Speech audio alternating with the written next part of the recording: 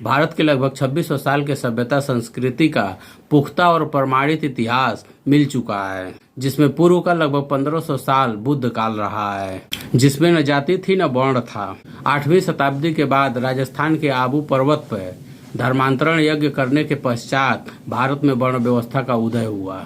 8वीं शताब्दी के बाद भारत में ब्राह्मण राजपूत गठजोड़ का काल आरंभ होता है और 12वीं शताब्दी तक कायम रहता है। इस काल में जातिवाद, छुआछूत, भेदभाव अपने उच्चतम शिखर पे पहुंच चुका था।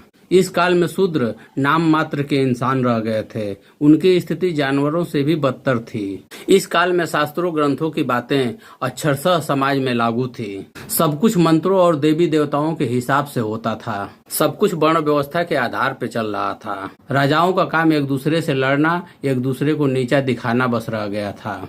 एक दूसरे को नीचा दिखाने के लिए वे किसी भी हद तक जा सकते थे। एक दूसरे को नीचा दिखाने के लिए ही तुर्क और अरबी मुसलमानों को भारत में बुलाया गया।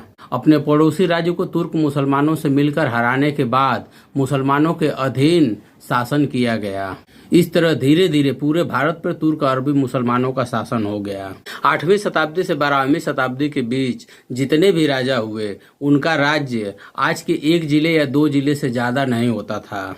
जबकि 8वीं शताब्दी से पहले बुद्ध काल में सम्राटों का राज्य बहुत विशाल हुआ करता था, बंगाल से लेकर अफगानिस्तान, ईरान तक। कुछ लोग कहते हैं कि बौद्ध धर्म बुद्ध की अहिंसा सिद्धांत की वजह से खत्म हो गया। उनका कहना बिल्कुल गलत है। बौद्ध धर्म खत्म नहीं हुआ, बल्कि ब्राह्मणवाद की वजह से उसका रूप बदल गया।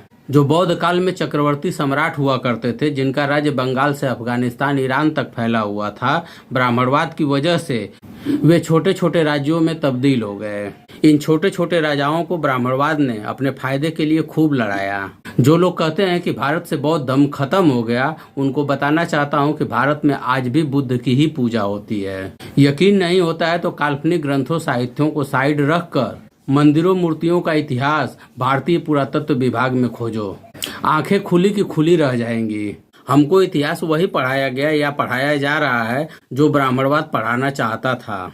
ब्राह्मणवाद इतना झूठ लिख चुका है, पढ़ा चुका है, जिसको छुपाना उसकी मजबूरी है। इनके मंत्रों और इनके देवी देवताओं की ताकत सिर्फ यहाँ के मूल निवासियों पे काम करती थी। 12वीं शताब्दी के बाद तुर्क और अरबी मुसलमानों ने इनके पाखंडियों की धज्जियां उड़ाते हुए पूरे भारत पे शासन कर लिया। उसके बाद मुगलों और अंग्रेजों ने वे विदेशी आक्रमणकारियों के तलवे चाटते रहे, लेकिन वर्ण व्यवस्था पे आंच नहीं आने दिए। भारत को 3 बार गुलाम बनाने में ब्राह्मणवादियों की वर्ण व्यवस्था जिम्मेदार है और उनकी विषमतावादी सोच आज भी इस काल्पनिक वर्ण व्यवस्था को बनाए रखने के लिए ये पाखंडी एड़ी चोटी एक किए हुए हैं। वर्ण व्यवस्था को भगवान का बनाया हुआ बताकर ये जनता को हमेशा गुमराह करते आए हैं।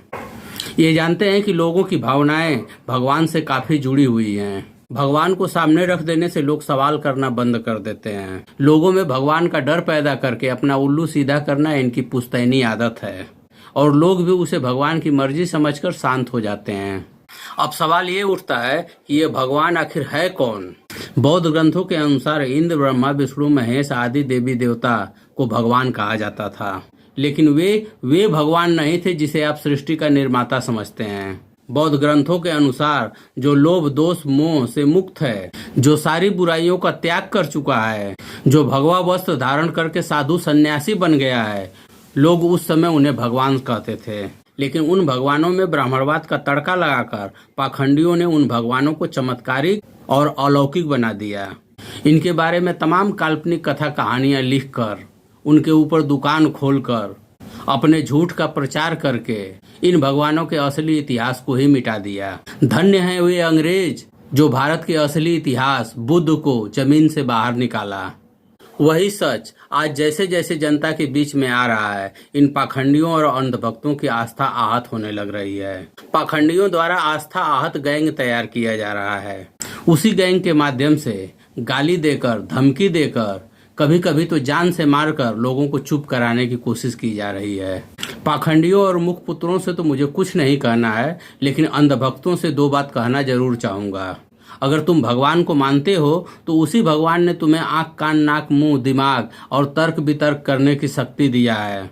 उसका प्रयोग करो और खुद से सवाल करो कि क्या कोई पुरुष मुख, भुजा, पेट, पैर से इंसान पैदा कर सकता है? क्या कोई सूर्य को फल समझकर निगल सकता है? मैल पसीने खीर से, फल से, मेढकी हिरनी से, घी से कोई इंसान पैदा हो सकता है? ऐसी बहुत सारी बातें हैं जो न पहले कभी संभव थी, न आज संभव है, न कभी संभव होंगी। जो तुमसे मनवाया जाता है उसको सच साबित करने के लिए तमाम बेमतलब के उदाहरण दिए जाते हैं, जिसका सच से दूर दूर तक कोई नाता नहीं होता है।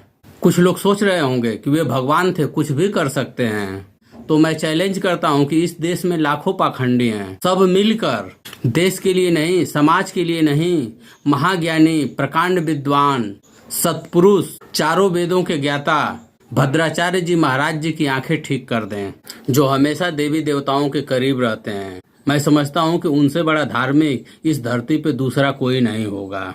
जिस दिन ऐसा हो गया उस दिन सभी अधर्मियों का मुंह बंद हो जाएगा, भगवान के अस्तित्व पर सवाल उठने बंद हो जाएंगे, वर्ण व्यवस्था पे कोई उंगली नहीं उठा सकता, धर्म की रक्षा के लिए गिड़गिड़ाना नहीं पड़ेगा, धर्म की रक्षा स्वयं हो जाएगी। इन्हीं सब बातों के साथ मैं अपनी बात को खत्म करता हूँ। मिलते हैं अगले वीडियो में, तब तक के लिए जय भीम, जय जोहार, जय संविधान, जय विज्ञान।